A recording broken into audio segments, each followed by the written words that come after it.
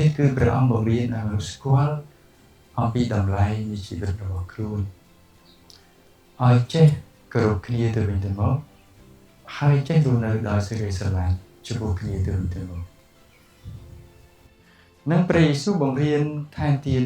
ដើម្បីឲ្យមនុស្សលោកស្វែងរកផ្លូវណាមួយមិនគ្រាន់តែស្វែងរកអ្វីនៅក្នុងលោកនេះតែស្វែងរកផ្លូវណាមួយទៅកាន់ការសង្គ្រោះដ៏ពេញលេញគឺទៅរកព្រះជាម្ចាស់ជាព្រះបិតាស្វែងរកផ្លូវទៅកាន់ព្រះរាជរបស់ព្រះអង្គឲ្យមានជីវិតអស់កលជានិច្ចក្រៅពីការបង្រៀនព្រះយេស៊ូវបាន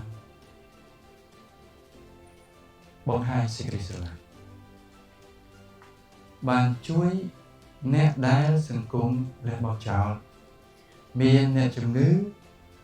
ប្រងប្រោះអ្នកជំងឺអាជីវ